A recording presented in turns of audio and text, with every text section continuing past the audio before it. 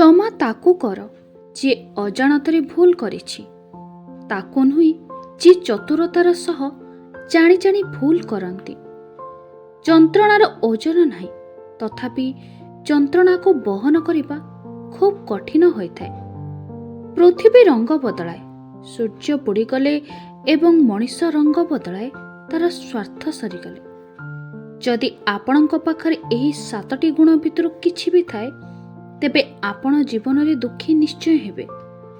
1ରେ ପ୍ରତ୍ୟେକ ସମ୍ପର୍କକୁ ନିଜର ଭାବିବା। 2ରେ ନିଜଠାରୁ ଅଧିକ ଅନ୍ୟକୁ ସମ୍ମାନ ଦେବା। 3ରେ ନିଜଠାରୁ ଅଧିକ ଅନ୍ୟକୁ ବିଶ୍ୱାସ କରିବା। 4ରେ ବ୍ୟସ୍ତ ଥାଇ ମଧ୍ୟ ଅନ୍ୟ ପାଇଁ ବିନା ସ୍ୱାର୍ଥରେ ଠିଆ ହେବା। 5ରେ କାହାକୁ ଧୋକା ନଦେବା। 6ରେ କାହାକୁ ଦୁଃଖରେ ଦେଖିଲେ ନିଜେ ଦୁଃଖୀ ହୋଇ ସାହାଯ୍ୟ କରିବା ପାଇଁ ସର୍ବଦା ପ୍ରସ୍ତୁତ ରହିବା। 7ରେ ଆଶା ରଖିବା। ଶରୀରକୁ ଆଘାତ ଲାଗିଲେ ମଣିଷ ଭଲ ହୋଇପାରିବ, କିନ୍ତୁ ହୃଦୟକୁ ଆଘାତ ଲାଗିଲେ ମଣିଷ ବଞ୍ଚି ଥାଉ ଥାଉ ମରିଯାଏ। ମଣିଷ ସେହି ସମୟରେ ଭିତରୁ ଭାଙ୍ଗିଯାଏ ଯେବେ କୌଣସି ନିଜ ଲୋକର ଛଳନା ଜାଣିଯାଏ।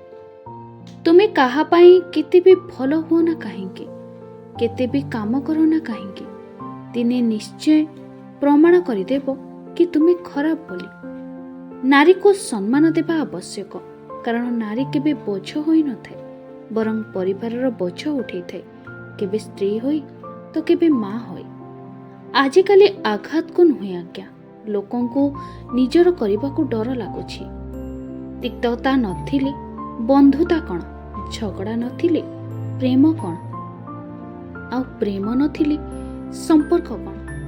କିଛି ପର ମଣିଷ ଦିନେ ପର ବୋଲି ଜଣେ ହିଁ ଦିଅନ୍ତି, ତେଣିକି ତାଙ୍କୁ ଆମେ ଯେତେ ବି ନିଜର ଭାବିଥାଉ ପଛେ।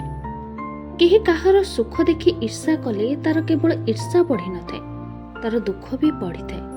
ସବୁବେଳେ ବିନା ମତଲବରେ କାହା ପଛରେ ଦୌଡ଼ି ଦୌଡ଼ି ସମୟ ନଷ୍ଟ କରନ୍ତୁ ନାହିଁ, କାରଣ କିଛି ମଣିଷ କେବଳ ନିଜ ମତଲବ ପୂରା କରିବା ପାଇଁ ତୁମକୁ ବ୍ୟବହାର କରିଥାନ୍ତି। କଥାରେ ଅଛି, ଅଧ ସହ ବଣ ବୁହା ବାଇ। କେବେ ଚତୁର ଲୋକଙ୍କୁ ସହଜରେ ବିଶ୍ୱାସ କରି ତାଙ୍କ ପାଇଁ ନିଜକୁ ବିପଦରେ ପକାଅ ନାହିଁ। ବେଳେବେଳେ ଆମ ହୃଦୟ ଯାହାକୁ ଅତି ଭଲ ବୋଲି ବିଶ୍ୱାସ କରିଥାଏ, ପୁଣି ସେହି ମଣିଷ ହୃଦୟକୁ ଭାଙ୍ଗି ଚାଲି ଯାଇଥାଏ। ଯଦି କେହି ପର କଷ୍ଟ ଦିଏ ତାହେଲେ ରାଗ ତ ନିଶ୍ଚୟ ଲାଗିଥାଏ, କିନ୍ତୁ ଯଦି ଅତି ଆପଣାର କଷ୍ଟ ଦିଏ ରାଗ ତ ଲାଗେ, ତା ସହ ଆଖିରେ ଲୁହ ବି ଆସିଯାଏ। ଏମିତି ମଣିଷ ଭାରି ଭୟଙ୍କର ହୋଇଥାନ୍ତି, ଯେ ତୁମ ପାଖରେ ରହି ତୁମ ହୃଦୟର କଥାକୁ ଅତି ବିଶ୍ୱାସର ସହ ଶୁଣିଥାନ୍ତି, ଆଉ ଟିକିଏ କଥାଟା କଟାକଟି ହୋଇଗଲେ ଅନ୍ୟ ପାଖରେ ତୁମ କଥାକୁ ହସି ହସି ଜଣାନ୍ତି।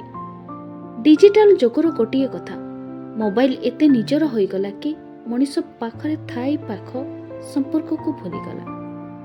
ଆଉ ଆଜି ଫଟୋ ଉଠାଇବାକୁ କେହି ନାହାନ୍ତି, ସେଥିପାଇଁ ବୋଧେ ସେଲ୍ଫି ନିଜର ହୋଇଗଲା। ପ୍ରଶ୍ନ ବିଷର ନଥିଲା, ମୁଁ ତାକୁ ହସି ହସି ପିଇଥିଲି।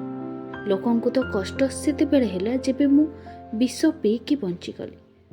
ଭଗବାନଙ୍କ ଉପରେ ବିଶ୍ୱାସ ରଖ, ସେ ଆପଣଙ୍କ ଠାରୁ ବି ଆପଣଙ୍କୁ ଅଧିକ ଜାଣନ୍ତି, ଆଉ ଭଗବାନ କେବେ ଆପଣଙ୍କର କି କେବେ କାହାର ଅମଙ୍ଗଳ ବି ଚିନ୍ତା କରନ୍ତି ନାହିଁ। ସତରେ ପ୍ରେମରେ ଏକ ଅଜବ ଶକ୍ତି ଥାଏ, ଯିଏ କାହାକୁ ଖାତିର କରିନଥାଏ, କାହାର କଥା ଶୁଣିନଥାଏ, ପୁଣି ସିଏ ଦିନେ ଜଣଙ୍କ କଥାରେ ଉଠବସ ହୋଇଯାଏ।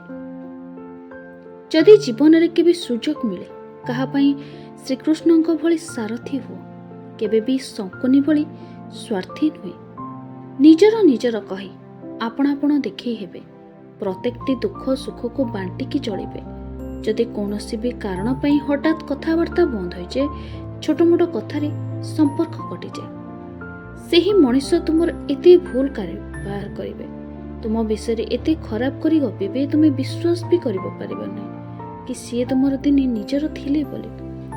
ପ୍ରେମ ଆଉ ସମସ୍ୟା ଏ ଦୁହେଁ ପ୍ରାୟ ଗୋଟିଏ ପ୍ରକାରର। ଏ ଦୁହେଁ ଆଖିରେ ଲୁହ ଦେଇଥାନ୍ତି, କିନ୍ତୁ ଫରକ ମାତ୍ର ଏତିକି ଯେ ସମସ୍ୟାରୁ ମିଳୁଥିବା ଯନ୍ତ୍ରଣା ଦିନେ ନା ଦିନେ କମି ଯାଇଥାଏ, କିନ୍ତୁ ପ୍ରେମରୁ ମିଳିଥିବା ଯନ୍ତ୍ରଣା କେବେ ବି ଶେଷ ହୋଇନଥାଏ। କ୍ରୋଧ ଆଉ ଝଡ଼ ଦୁହେଁ ସମାନ ପ୍ରକାରର। ଦୁହେଁ ଶାନ୍ତ ହେଲା ପରେ ଜଣାପଡ଼େ କି କ୍ଷତି କେତେ ହୋଇଛି।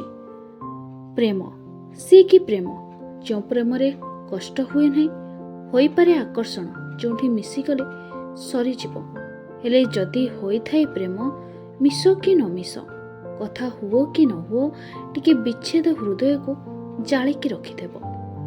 ଯିଏ ଆମ ଦୁଃଖକୁ ବୁଝି ପାରିନଥାଏ ତାଙ୍କ ପଛରେ ପାଗଳ ହେବା ଭଲ ପାଇବା ନୁହେଁ, ବରଂ ମୂର୍ଖାମି ହୋଇଥାଏ। କୁକୁରକୁ ଦିନେ ଖାଇବାକୁ ଦିଅ, ଜୀବନ ଥିନେବା ଯାଏ ମାଡ଼ ଖାଇ ମଧ୍ୟ ତୁମ ସାଥିରେ ରହିବ। ମଣିଷର 100 ଉପକାର କର, ତୁମର ଗୋଟିଏ ଭୁଲ ଦେଖିଲେ ତୁମଠାରୁ ଦୂରେଇ ଯିବ। କେବଳ ସାପ ବିଷାକ୍ତ ନୁହେଁ, କିଛି ମଣିଷ ବି ସାପଠାରୁ ଅଧିକ ବିଷାକ୍ତ। ସାପ ତ ଦୂରରୁ ଚିହ୍ନି ହୋଇଥାଏ, କିନ୍ତୁ ମଣିଷକୁ ଅତି ପାଖରୁ ବି ଚିହ୍ନି ହୁଏ ନାହିଁ। ଦୋମୁହାଁ ମଣିଷ ୟାଙ୍କର ହୋଇଥାଏ ନା ତାଙ୍କର ହୋଇଥାଏ। ବର୍ଷା ଯୁଆଡ଼େ ହୋଇଥାଏ ତାଙ୍କର ଛତା ବି ସିଆଡ଼କୁ ଥାଏ। ମନ ଭିତରେ ରାଗ ରଖି ମୁହଁରେ ହସିବା ମୋତେ ଆସେନି, କାରଣ ଯାହାକୁ ନିଜର ଭାବେ ତାକୁ ମୋ ହୃଦୟରୁ ନିଜର ଭାବିଥାଏ, ମୁଣ୍ଡରୁ ନୁହେଁ। ସେହି ଝିଅ ତୁମ ପାଇଁ ସବୁ କିଛି କରିପାରିବ ଯିଏ ତୁମକୁ ଅନ୍ତରରୁ ଭଲ ପାଉଥିବ। ମଣିଷ ନିଜ ଦୁଃଖ ପାଇଁ ୟାକୁ ତାକୁ ଭାଗ୍ୟ, ଭଗବାନ ସମସ୍ତଙ୍କୁ ଦୋଷ ଦେଇଥାଏ, ଯେତେବେଳେ କି ସେ କେବଳ ନିଜ କର୍ମ ପାଇଁ ଦୁଃଖକୁ ଆମନ୍ତ୍ରିତ କରିଥାଏ। ଖରାପ ସମୟ ବହୁତ କିଛି ଶିଖେଇ ଦିଏ, ବଡ଼ଙ୍କୁ ଛୋଟ ଆଖି ଦେଖେଇ ଦିଏ। ଭଲ କଥା କହିଲେ ମଧ୍ୟ ଖରାପ ହୋଇଯାଏ, ଆଉ ଆମକୁ ଭଲ ପାଉଥିବା ଲୋକ ମଧ୍ୟ ଆମକୁ ବିନା ଭୁଲରେ ବି ଦୋଷ ଦେଇଯାଏ। ମୁହଁ ଆଉ ଶବ୍ଦ ସମସ୍ତଙ୍କ ପାଖରେ ଅଛି, ହେଲେ ଯିଏ ନିଜ ପାଇଁ ବଞ୍ଚେ ସେ କେବଳ ମୁହଁ ଖୋଲି କହିବା ଜାଣେ, ଆଉ ଯିଏ ନିଜ ଲୋକଙ୍କ ପାଇଁ ବଞ୍ଚେ ସେ ସବୁ କଟୁ ଶବ୍ଦକୁ ସହିବା ଜାଣେ। କହୁଥିବା କଥାରେ ବହୁତ ଶକ୍ତି ଅଛି। କେବଳ କଥା କଥାରେ ମହାଭାରତ ହୋଇଯାଇପାରେ ଏବଂ କେବଳ କଥା କଥାରେ ବହୁତ ବଡ଼ ବଡ଼ ଯୁଦ୍ଧକୁ ଅଟକା ଯାଇପାରେ।